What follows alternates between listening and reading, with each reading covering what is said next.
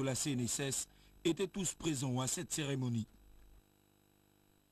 C'est donc ici que les équipes mobiles et fixes de la Caisse nationale d'assurance maladie et de garantie sociale avaient reçu le top pour parcourir tous les départements du territoire national. Il s'agissait en fait du prolongement de l'opération d'immatriculation des Gabonais économiquement faibles qui s'effectue dans les 9 chefs-lieux de province depuis mai 2009. Ce ne sont plus des promesses, c'est la réalité. On a vu les véhicules qui sont pour nous, qui n'ont pas suffisamment de moyens. On est franchement contents. Avant, on dépensait de l'argent et en ce moment, on voit que si on fait la carte, on ne peut plus dépenser d'argent. Donc, c'est vraiment ça, on remercie le président.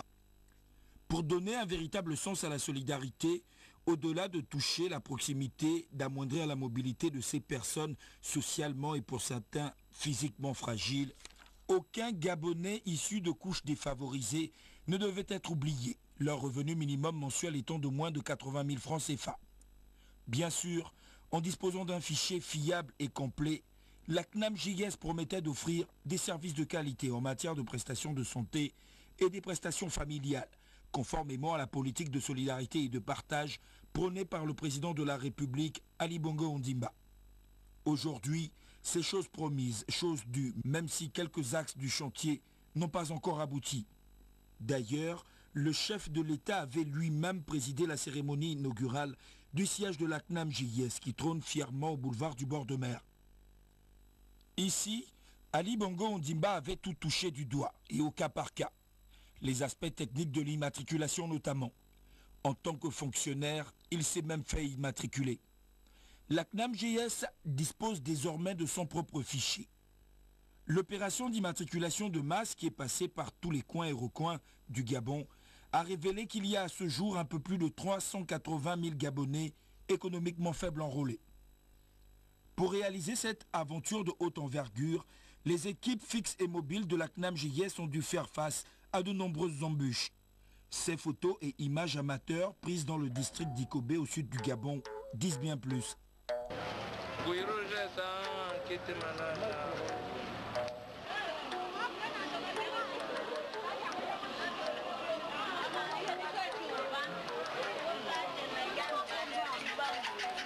Je suis obligé. Pas d'écouter. Oui. Sur la route, ça va?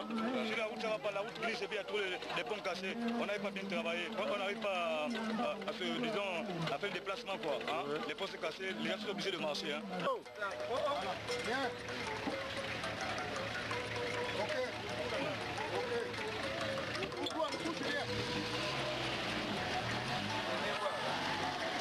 Donc ça veut dire que tu vas payer là-bas. Les routes sont parfois coupées. Abandon des véhicules, on prend la piste, parcourt quelques kilomètres pour atteindre les petits villages ou campements de pygmées. Malgré l'annonce du passage de cette équipe quelques semaines avant par les autorités locales, il n'y a que 5 à 6 personnes, parfois 2 tout au plus, à immatriculer.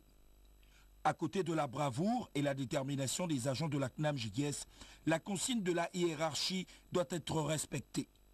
Aucun Gabonais économiquement faible ne doit être laissé pour compte.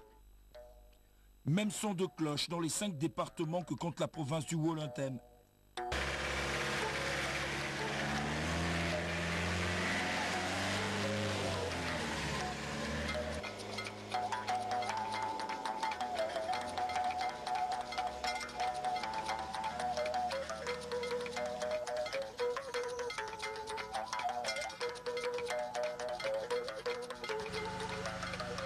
Les opérateurs ou bien les écrivains ne peuvent pas faire ce travail. Comme je suis obligé de les aider en faisant les photocopies pour ne pas perdre le temps. On a certains problèmes, soit la majorité des gens n'ont pas de pièces. La majorité des gens n'ont pas de pièces. On prend soit l'acte de naissance ou bien la carte d'identité parce que nous sommes en zone rurale. C'est cela qu'on le fait. On ne peut pas laisser l'un ou l'autre. Nous sommes obligés de prendre tout le monde, d'enrôler tout le monde. C'est ça.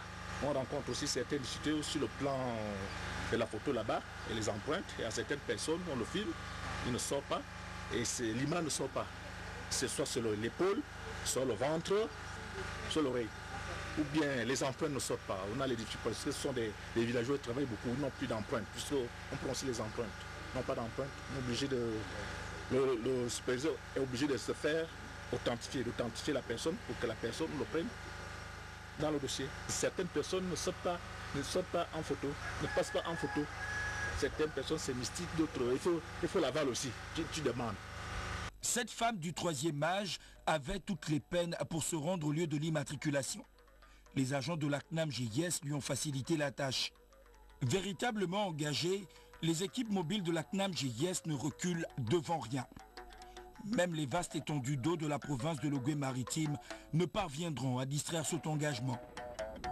Suivant ce petit voyage, on croirait un film à la recherche des Gabonais économiquement faibles. Après une demi-journée de parcours sur voie maritime, malgré la présence du guide, aucun regroupement de village, même pas la silhouette d'un campement. L'embarcation est plantée. Une journée pénible.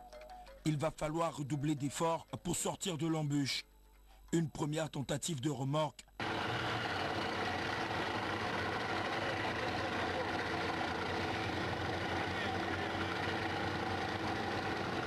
Raté. La seconde a été la bonne. Comme ça.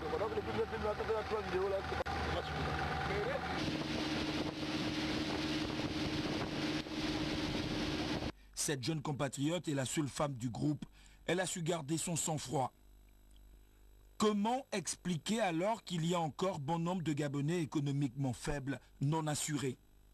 L'accès impossible, l'absence d'enfants de plus de 6 ans, l'absence des parents lors du passage des équipes mobiles ou le refus catégorique de certains compatriotes parce qu'ils assimilent l'opération à la politique. Pourtant, le matériel déployé sur le terrain est tout à fait adapté en zone fluviale comme en zone terrestre. Dans la province de l'Ogooué et Vindo, comme dans l'Angounié, la Nyanga, le Haut-Ogooué, le Moyen-Ogooué, le Gooué-Lolo, le Haut-Ogooué, le Gooué maritime et l'Estuaire, les équipes de la CNAM-GIS ont su s'adapter à l'usage. Même si beaucoup reste à faire, les témoignages recueillis sur le terrain militent pour le bien fondé de cette merveilleuse aventure. Auparavant, je perdais 50 000 pour l'hospitalisation de l'enfant. Mais dans mes calculs, je n'ai perdu que peut-être 7 000 pour l'hospitalisation de mon enfant. L'engagement de la direction générale à respecter les délais fixés par le gouvernement exige la prise en compte des échecs et des succès. Cette année encore, le paiement des prestations familiales qui avait fait de nombreux heureux il y a 1 an est envisagé. Un chronogramme élaboré de façon locale avec les autorités provinciales. Ce chronogramme est relayé au niveau départemental par les préfets et ensuite par les chefs de canton et une ventilation dans les villages. Nous travaillons sur la base d'un fichier fiable confectionné par la CNAM-GIS à l'issue des opérations d'immatriculation qui ont été menées sur l'ensemble de la République.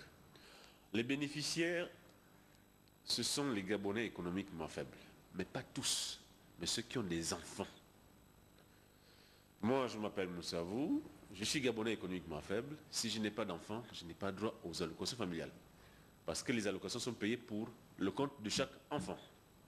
Il faut quand même préciser une chose, que lorsqu'on dit que ce sont les enfants qui ouvrent droit aux prestations, mais là-dessus, il y a quand même des précisions à donner.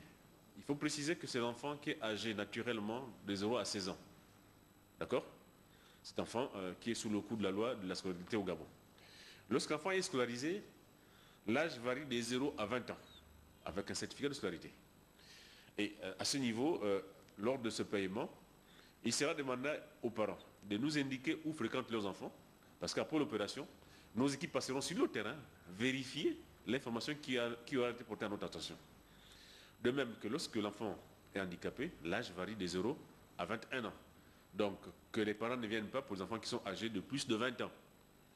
Mon enfant a 35 ans, mon enfant a 40 ans, il est là, il ne fait rien, pourquoi je n'ai pas droit aux allocations? Celui qui est Gabonais, qui a plus de 16 ans, qui n'a pas de revenus, a la faculté de se planter à la CNAM-GIS pour solliciter son immatriculation en tant que Gabonais économiquement faible et ouvrir le droit à prestation par rapport à ses enfants. Sans aucun doute, la question du fichier et la problématique des ayants droit vont refaire surface.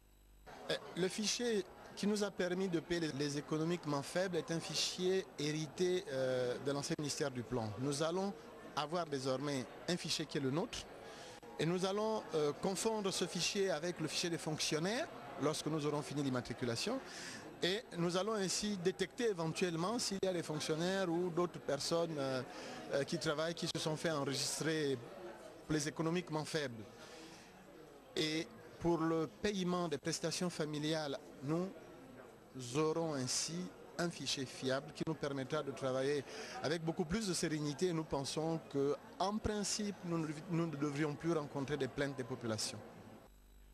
Le rêve de l'assurance maladie au Gabon se poursuit puisqu'il touche les fonctionnaires et les retraités de l'administration publique. Au titre de la garantie sociale, la CNAMGS va procéder, comme l'année dernière, au paiement des prestations familiales conformément au calendrier proposé par le gouvernement. Ces allocations familiales et primes de rentrée scolaire doivent être perçues par les parents, gabonais économiquement faibles notamment, et dont les ayants droit se sont fait enrôler lors des opérations d'immatriculation effectuées par la CNAMGS. Ainsi, le rêve se poursuit.